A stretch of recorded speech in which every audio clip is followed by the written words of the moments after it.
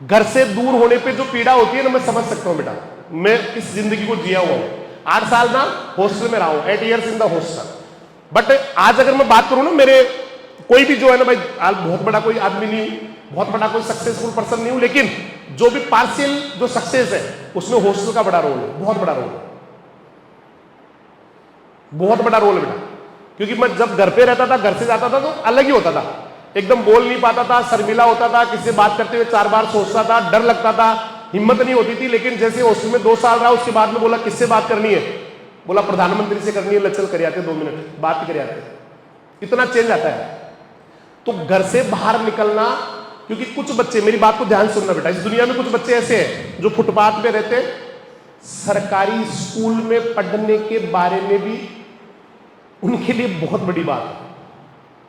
कचरा बीनते बेटा, आपके आसपास कुछ लोग देखे होंगे जो थैलियां उठाते हैं, बोतल उठाते हैं, कचरा उठाते हैं, भर भर के बैग ले जाके किसी को बेच रहे होते हैं। उनका सपना होती है गवर्नमेंट स्कूल, कि मुझे मेरे घर वाले पढ़ा दे, मुझे ये काम नहीं करना पड़े, मुझे स्कूल में जाके पढ़ लूं मैं।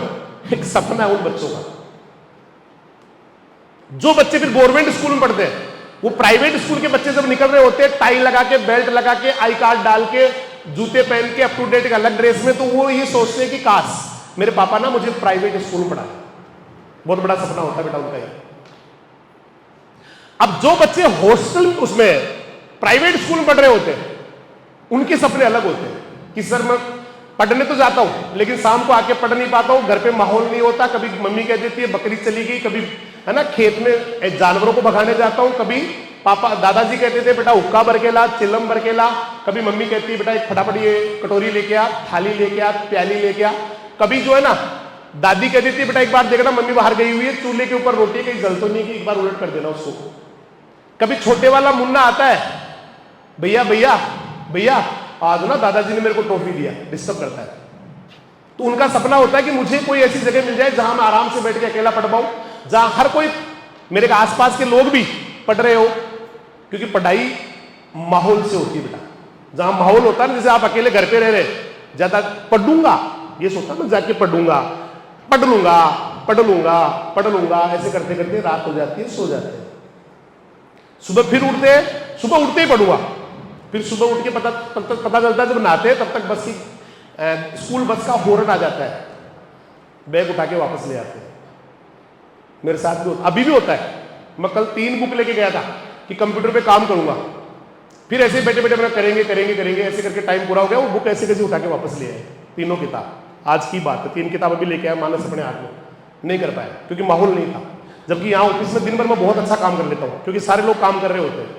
जब बीच में गैप आता है, आराम से बैठ के दीपक जी सर के पास कंप्यूटर पे कई सारे डाटा है, कहीं वो कर लेता हूँ। घर पे जाने के बाद में अकेले की इच्छा नहीं होती। तो हॉस्टल, तो कुछ बच्चे ऐसे बेटा जो प्राइवेट स्कूल में पढ़ते हैं, लेकिन वो सोचते हैं मुझे भी काश मैं भी हॉस्टल में रह पाता। ये लास्ट सीमा, इसके आगे नहीं होता। इसके फुटपाथ में रहने वाला सरकारी के बारे में सोचता, सरकारी में पढ़ने वाला प्राइवेट के बारे में सोचता, प्राइवेट में पढ़ने वाला हॉस्टल के बारे में सोचता। इसके आगे दुनिया नहीं है बेटा, ये लास्ट स्टेज है।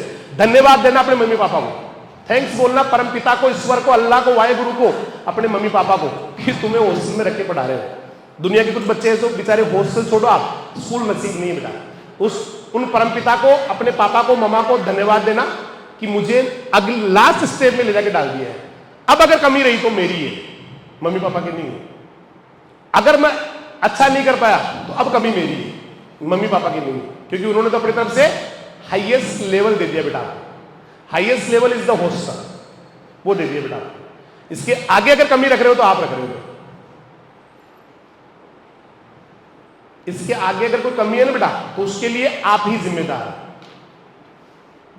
तो आप अपने आप को बेटा भयंकर तरीके से, ये दोस्त काम में नहीं आएंगे।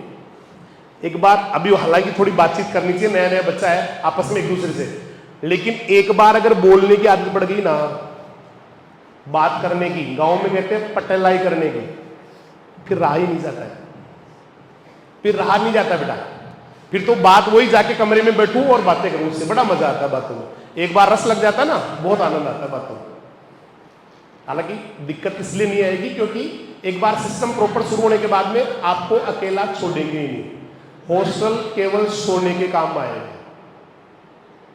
शाम को सोना, रात को सोना, सुबह उठना, बाकी जो जीवन है बेटा वो हमारी आंखों के सामने चलेगा। आपका क्या कर रहे हो, किससे बात कर रहे हो, वो सारा नजरों के सामने होगा। बीच में एक आधा घंटा रेस्ट मिलेगा बस, और वही आपको एक दिन बहुत बड़े मुकाम पे ले जाएगा। रिजल्ट ऐसा आएगा कि लोग देखते रह जाएंगे। अकल्पनीय आएगा बेटा, जिसकी कल्पना भी नहीं की होगी आपने। जो एक आम आदमी के लिए तो सिर्फ एक सपना होता है बेटा, उस लेवल का रिजल्ट आएगा। इसलिए बार बार उस चीज को इमेजिन करो, बार बार उस चीज की कल्पना करो कि जब मैं सक्सेस होकर घर पे आ रहा हूं तो घर वालों की खुशी से क्या स्थिति या क्या हालत हो रही होगी, वो कितने खुश होंगे, है ना। जैसे वो अभी जो बिटिया FSO बनी है, सुनीता बिटिया, मोहनपुरा, झालरा मोहनपुरा की बेटी, तो कह रही है मैंने शाम को उसका इंटरव्यू डाल रखा। उसने कहा मैंने शाम को रिजल्ट देखा, फूड सेफ्टी ऑफिसर बनी है बेटा, बहुत बड़ी अधिकारी होती है। एक गांव की छोटी सी बोली सी बच्ची है, वो पहली बार हॉस्टल में आती है तो एक वो स्कूल में आती है, उसी दिन डिसाइड कर लेती है पढ़ूंगी तो यही पढ़ूंगी। आप उसका इंटरव्यू देखना, उसको वो क्रैश कोर्स करने आती है, सिलेक्शन नहीं हुआ उसका। उसने पता क्या बोला भगवान को, बहुत बहुत धन्यवाद। आप देखना उसका पूरा इंटरव्यू, आंखों में पानी आ जाएगा आपको। उसने कहा मैं दुखी नहीं हुई, मैं बहुत खुश थी, फेल होने पे खुश थी मैं। तो मैंने कहा बेटा ऐसा क्या हुआ कि मुझे 1 साल राजधानी में और पढ़ने का मौका मिल रहा था, मुझे और सीखने का मौका मिल रहा था। आप देखना उस बेटी का इंटरव्यू। उसने कहा मैं बहुत खुश हुई, मेरा सिलेक्शन नहीं हुआ तो लोग तो रोते, मैं तो बहुत खुश हुई कि 1 साल और जीवन जीना सीखूंगी, क्योंकि मुझे पहले ये पता था कि पढ़ाई 12वीं तक होती है, उसके बाद तो कॉलेज या स्कूल जाना नहीं पड़ता, केवल परीक्षा देने जाते हैं। मैं तो इतना ही जानती थी जब घर से आई थी।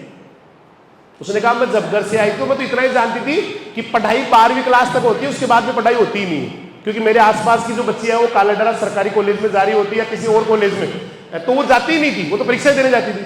तो मेरे को तो मैं, आप देख लेना बेटा, उसने कहा मुझे तो भगवान कसम है, मुझे नहीं पता था 12वीं के बाद में पढ़ाई होती है। मैं तो मानता 12वीं के बाद तो बस केवल एग्जाम ही देनी पड़ती है, लेकिन यहां आने के बाद न जाने कितनी चीजें सीख गई मैं। हाथों हाथ उसी साल अपनी छोटी बहन को लेके आ गई। 3:30 बजे उनकी गाड़ी, मम्मी उठती थी उनकी, और 5:30 बजे वहां से गाड़ी रवाना होके, और 6:15 साढ़े 6 बजे क्रैश कोर्स की क्लास चालू हो जाती है उस समय 6 बजे सुबह। तो मेरी मम्मी 3:30 बजे उठती थी। मम्मी अनपढ़ है, पापा 5वीं 7वीं पढ़े हुए हैं, और वो बड़ी वाली बेटी MSc के बीच में ही, अभी MSc पूरी नहीं हुई बेटा, 1 साल के MSc बाकी है, और फूड सेफ्टी ऑफिसर बन गई। जैसे एक थाने का इंस्पेक्टर होता है ना, ऐसी पोस्ट होती है। किसी भी दुकान को जाके, किसी भी फैक्ट्री को जाके चेक करने का अधिकार होता है उनके पास। तो उसने कहा जीवन बदल गया सिर्फ एक एडमिशन से, एक क्लास लेने से। फर्स्ट डे ही उसने कहा पहले दिन डिसाइड कर लिया कुछ भी हो यही पढ़ूंगी, एक दिन में डिसाइड कर लिया। तो ये जो टाइम है ना बेटा, ये वापस नहीं आता। दुनिया में सारी चीजें, आप दुनिया के बेहतरीन समय में जी रहे हैं बेटा, आप जीवन के प्राइम टाइम में जी रहे हैं। ये समय अपने आप को योद्धा बनाने का बेटा है, शक्ति अर्जित करने का है, तपस्या करने का है, बहुत भयंकर बनाने का अपने आप। फिर देखना बाकी की जिंदगी कैसे बादशाहों की तरह जियो, बहुत बड़े योद्धाओं की तरह जियोगे बेटा। इसलिए लड़ेंगे और जीतेंगे। हार नहीं मानूंगा, रार नहीं ठानूंगा। थैंक यू बेटा।